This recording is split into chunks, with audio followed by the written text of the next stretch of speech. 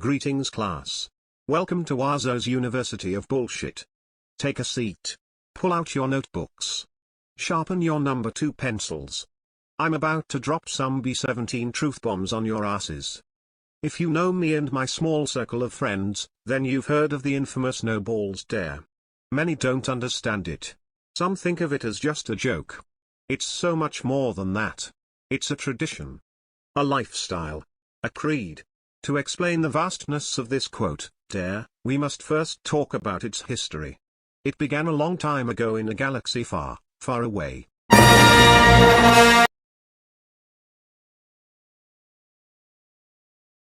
There was a powerful race called the Norbules. They were a very mystical race who had mastered the many mystical arts. However, like all good things, they were doomed to an end. A great war broke out between rivaling factions and only a single Norbule was left alive.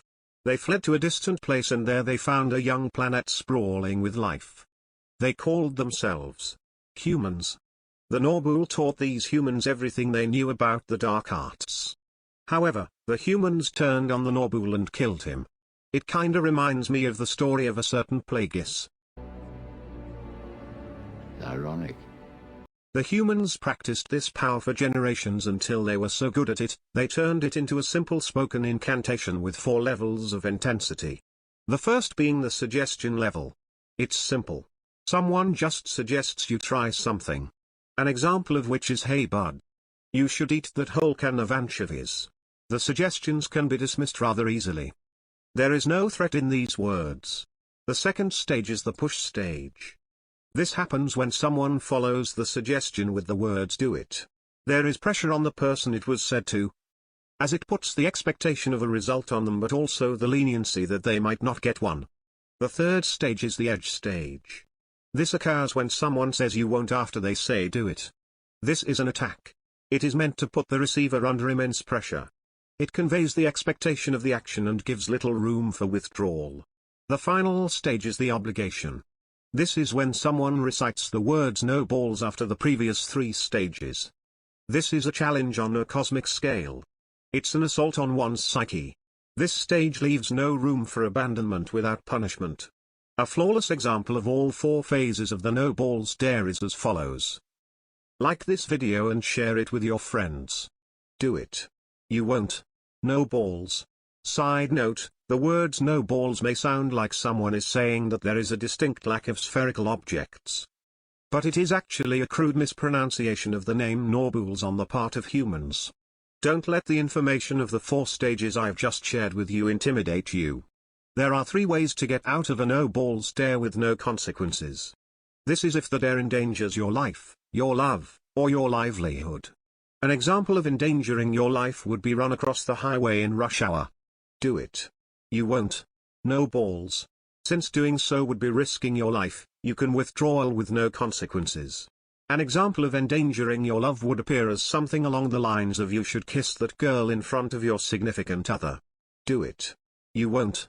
No balls. The chances of your significant other being unhappy with that dare are fairly high, so therefore you would have the chance to back out.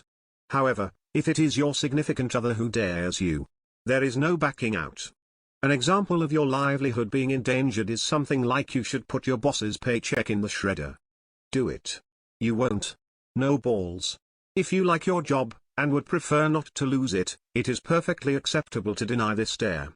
If the criteria of the dare does not endanger your life, your love, or your livelihood, then there is no choice. It must be done. It can be applied to people of any age, race, sexuality, or gender. It is indiscriminate. There are certain rules that must be followed. Number 1, you can't no balls yourself. The only exception to this rule is if you somehow discovered a way to clone yourself and then no balls your clone. Number 2, once you accept a no balls dare, you are unable to back out without consequences. There are no exceptions to this rule. Number 3, once a no balls dare is denied, unless it fell under the 3 safeties, the one who denied the dare is labeled a bitch until they complete a no balls dare. This is the standard punishment. Other punishments may vary from friend group to friend group, but the minimum is the bitch label. There are certain honor codes that can be applied. For instance, only 1 no balls per day per person is to not get out of hand. This doesn't mean one person can give 5 no balls to 5 people. This means 5 people get 1 no balls per day for each of them. If they want to use all of their dares on one person, that is fine. If one person uses more than one, that breaks the honor code. Keep in mind, this rule is not mandatory, but it keeps friendships intact. Another honor code is that no balls dares do not roll over every day. Just like an ability in Overwatch, you can hold onto it as long as you want, but when you use it, you have to wait. That is, if you follow the honor system. That being said, this entire video was a waste of your time. It's just a thing we do as friends. You're welcome to use it or not. Stay classy, bitches.